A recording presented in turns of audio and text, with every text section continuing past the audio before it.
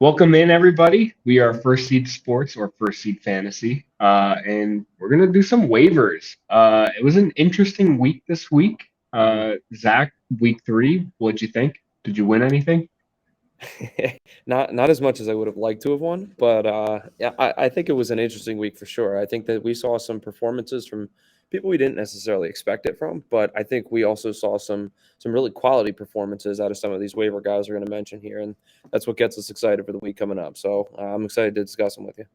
Yeah, waivers are crazy because that's how you win your league. You kind of Absolutely. have your building blocks from the draft, and then waivers are just kind of get you through the season. And you kind of You it's pick up helpful. you pick up James Robinson in 2019, right? That's how you win a And league. you probably could have picked them up 2 weeks ago if your league was Probably. kind of stupid, but whatever. Let's do it. It's week three. Keep an eye out for guys that could be potential league winners, and we're here to help you find those guys. Mhm. So let's kick it off. Our kind of guidelines here were guys that are available in more than 50% of leagues. So you will most likely be able to find them, but there's a good chance some of these guys, somebody's hogging them on their deep bench Yeah. or just being stupid with them. But either I way, think I was just gonna say, I think Kyle, a rule of thumb is if you're in maybe like a 10-team league, these guys are probably going to be available, and if you're in a 12-team league, it's going to be hit or miss. I think some of the ones that are a little less owned are going to be gone, but it doesn't hurt to look. yes, never hurts to look. And that's kind of it's a good thing to keep an eye on your wire. Maybe some of these guys you were trying to beat the wire last week and you picked them up. But either way, let's get moving. Number one on our list, and I think it's number one on everybody's list this week, Hmm. Mr. Khalil Herbert. And this is an interesting one because personally, I loved him going into the season, so I probably would have been rostering him. But some people look at Chicago and are like, I don't really want these guys on my team. So then Khalil Herbert last week, let's see, he had 30 points, 30.9 PPR points, 20 carries, 157 yards, and two touchdowns. Uh, that's what you expect out of a guy that you want to be starting, but you probably weren't last week. But that's because David Montgomery, the starting running back, is now hurt. So Hmm. Khalil Herbert is now available in 52% of leagues, and this Chicago team is desperate to run the ball any second that they can. So Herbert is top of my list and probably top of yours too, Zach. Yeah, no, he looked incredible in this game. He was explosive. You could see there right above Kyle and I. He had 157 rushing yards and two touchdowns. Like he was just all over the place, and unfortunately for Chicago, I think that that's just the way that their offense is going to be, or we're not seeing a lot of production out of the passing game. So they rely pretty heavily on the run game. I do like the pickup of Herbert, especially if Montgomery is out for an extended period of time. I do. They play the Giants next week at New York or at MetLife, and I worry a little bit because the Giants have one of the better run defenses. They've held Derrick Henry in check, and they've held Christian McCaffrey in check. We'll see how they do tonight against the Cowboys. We're recording this on Monday, of course. But yeah, I do like the pickup of Khalil Herbert. He just looks young, full of energy, explosive. So this is a great ad. Yeah, he's a guy that should be rostered from here on out. He's probably a top tier just because of how much this team runs. He's a top tier ad and top tier guy to kind of hold Hmm. on. It's a great handcuff to kind of hold on to. So moving on, add Khalil Herbert. Next guy, and you probably forgot about this performance, probably because it was a janky game. But Thursday night we saw big return, David Njoku. He had a good week. 10 targets, 9 receptions, 89 yards, and a touchdown to give him 23.9 points. And in the tight end wasteland that we see now, this is Hmm. the best of the best that you can get. And I was on the Njoku train previously, prior to the season, but that 1.7 game he had week one kind of made me jump off. But I'm back on. Get me back in the Njoku train. I knew this was coming. Just Took a little bit longer than I wanted it to. So I'm scooping Njoku where I am tight end needy, which is anywhere that I don't have Travis Kelce or Mark Andrews. Right. Right. Yeah, I think you hit the nail on the head. Tight end's kind of a wasteland this year. Even guys like Dalton Schultz, who we expected to be good, Kyle Pitts. I mean, they just haven't been that level of consistency that you really look for in a tight end. So Njoku's a beautiful pickup, especially if you put money on TJ Hawkinson or a guy like I'm trying to think who else comes to mind. Maybe even like a Zach Ertz, who hasn't exactly given you the production you've wanted. And I think something special about Njoku is I think there's a good chance that this target share or that this production stays the same because he has the second highest target share on the team, only behind Absolutely. Amari Cooper. So I like Njoku, and I like him to maybe not this level of production, but I like him to keep a consistent, maybe 5 targets a week, maybe 5 receptions a week, and a couple yards, enough to put you right around that 10 mark where you're looking for a tight end. Yeah, I was going to say, I think that what we saw last week, the 6.2 points with 5 targets, is probably going to be his floor moving forward, even though he had Agreed. 1 point week one. But I think he's going to be. Tight end is an awful position this season. It usually is, but this is a guy I think that we can kind of expect some steady or Yeah, low double digit, high single agreed. digit numbers, which is at Agreed. this point all you can ask for a tight end. I think if I had to make him comparable to someone right now, I think very Tyler Conklin-esque, where he's just going to haul in a couple catches, rack up a couple yards, and you're going to come out with 9, 10, 11 points when it's all said and done, which is a good spot to be in. Absolutely. Absolutely. So, and we all know, I pointed this out. I don't know if this was a few months ago. It's definitely draft time, but Jacoby Brissett loves targeting the tight ends. I think it just kind of took him a little bit to find his rhythm in this offense. And Agreed. now we saw 10 targets from Njoku. So, It kind of, really just to talk on Brissett, it really kind of looks like he's hit a stride too. I mean, yes, that offense looks comfortable, and I think that they're going to be a competitive team for the next 10 weeks until Deshaun Watson comes back. So I'm 100%. I'm very pleased with Brissett's production thus far. Yes, he looks pretty good, but you're right. He's definitely hitting a stride. I think this team's gonna kind of figure themselves out, and then Watson's gonna show up and kind of mess everything up. But we'll have to figure that out down the road. Yeah, So yeah, next guy up, and this is somebody I was a little frustrated. Zay Jones was somebody I was looking. I had a tiny eye on previously to before the week to be like, oh, maybe he'll have a good week, maybe not, but like just a guy like maybe to beat the wire. But nevertheless, Zay Jones with 11 targets, 10 receptions, 85 yards, and a touchdown. And I kind of like Zach. Tell me if I'm wrong, but I think the Jaguars are good this year. Uh, I I think that the offense is good. I think that I'll give okay, you that much. I think they preyed on a hurt Justin Herbert this week. I know we saw some remarkable throws from him, but you can see he's just not playing with the confidence that he usually does. But I think yeah, that you hit the nail on the head. I think that this offense is good. I think that James Robinson can run the ball. I think ETN's a good change of pace back. They have extremely competent wide receivers. I love Christian Kirk. I'm in on them. I definitely am.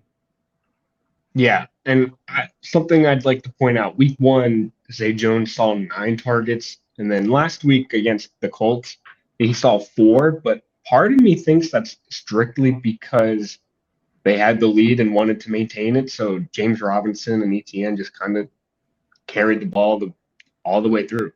So I think this 9 target game week one and 11 target game this past week is probably going to be the norm. Uh, I think Zay Jones may actually be, if he keeps this up, is going to be a very good fantasy asset moving forward.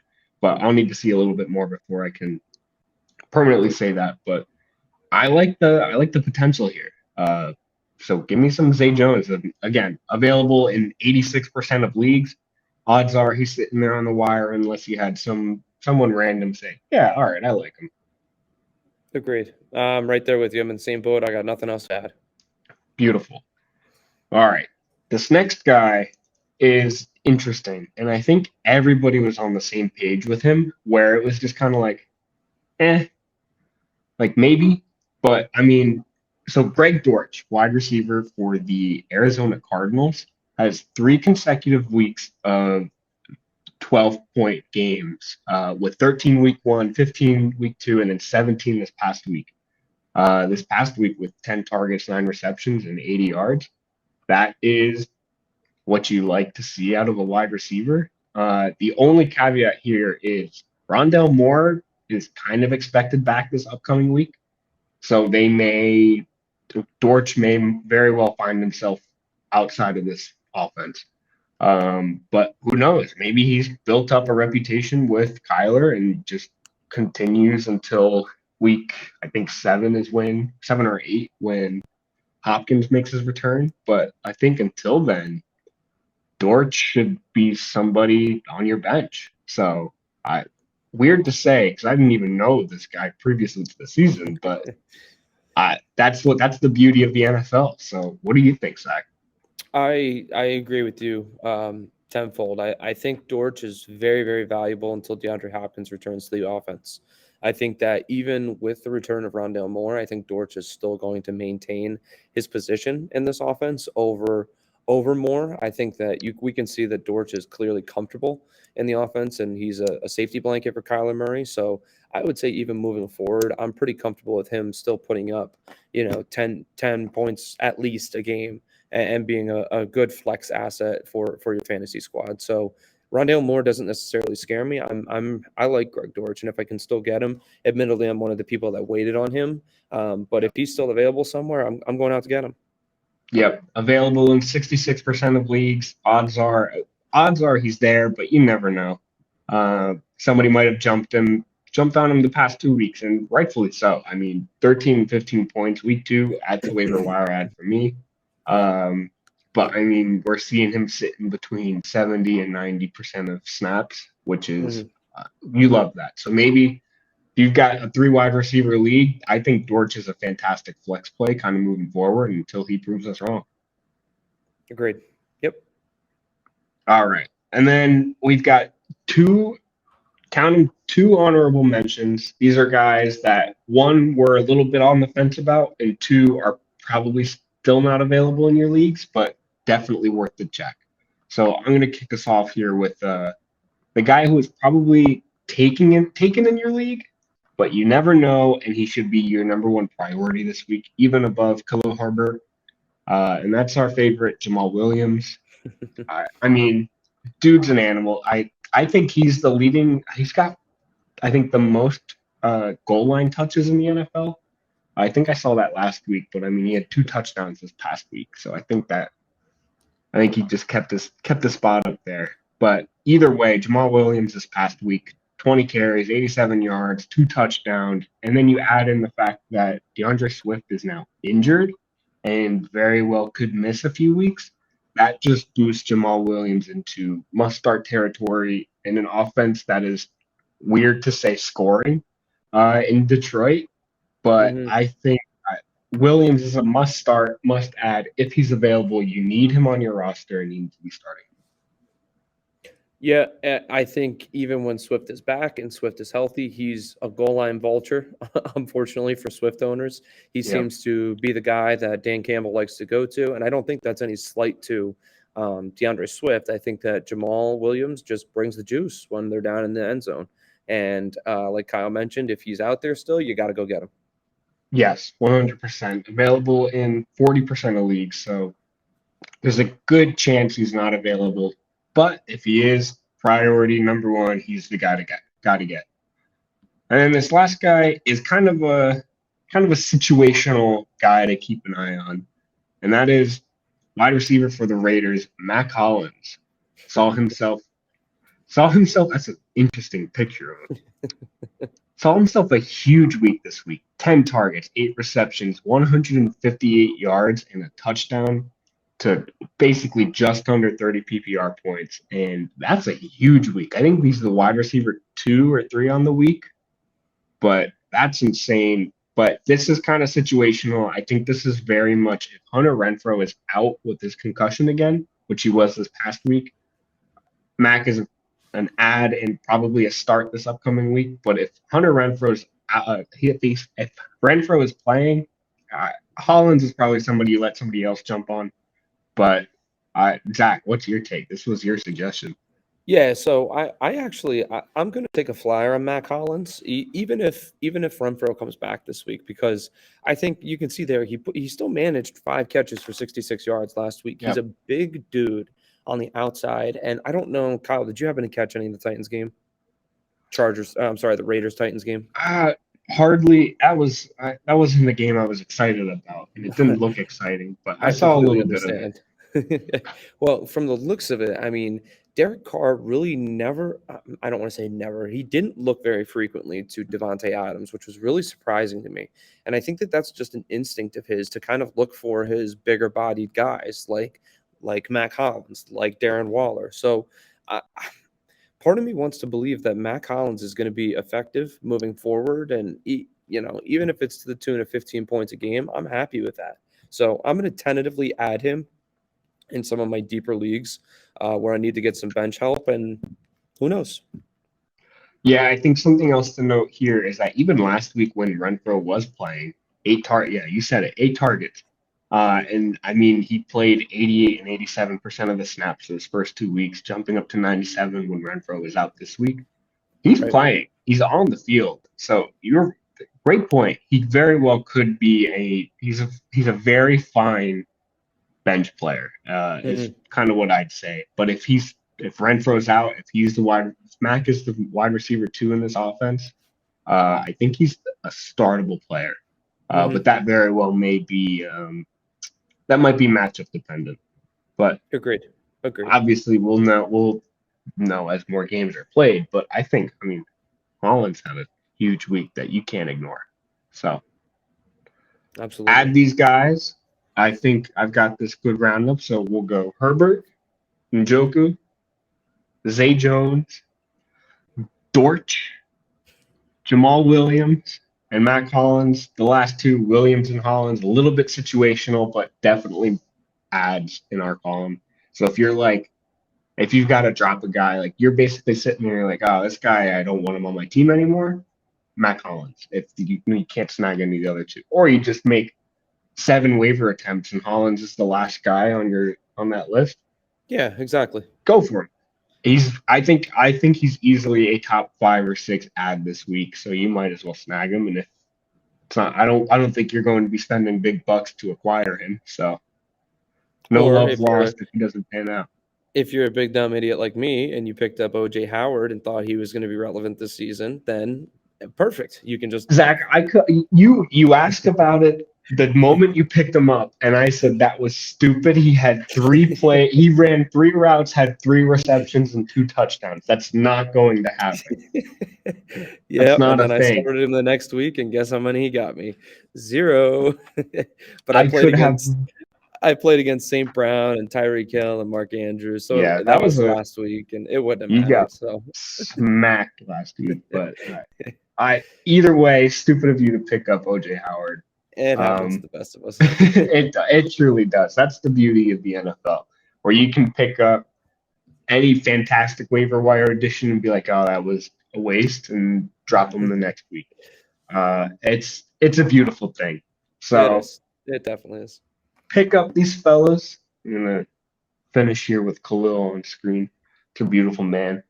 Um, Zach, any parting words? Anything else you'd like to share? No, I don't think so. I think I'll leave with some wisdom. I think stay vigilant. I think that a lot of good things are going to happen on the waiver wire this week and moving forward. We're getting kind of into the season where people are starting to get banged up, and some things are going to change week in and week out. We saw with Renfro, we saw with Keenan Allen, we saw with in the games with T Higgins go down. So things are shifting a little bit. So just stay awake, and no one's season's over, even if you're on 3. So keep playing. Yep. And then something else, I'll say the same thing. This is the kind of year where injuries are happening. Pick up the wide receiver 3 on a team. If you're sitting there Saturday night and you're just bored and looking at the wire, pick up the wide receiver 3. I thought the same thing with Zay Jones, and it kind of panned out. Hmm. Just the guy that you're just like, yeah, this guy could have a big week. And if you're just, don't drop anybody meaningful, but drop somebody that you're just like, yeah, he's hurt. Right. I'm not Right. playing him. Make those random. Try to beat the wire is kind of how I would phrase it. Beat beat Sunday, the Sunday rush. He has a huge first half, and everybody's like, "Oh my gosh, Yeah. pick him up!" And you can sit there and be like, "I've already got him." So beautiful. Love to hear it. Zach, I will talk to you later. Sounds like a plan, man. Good luck, everybody out there.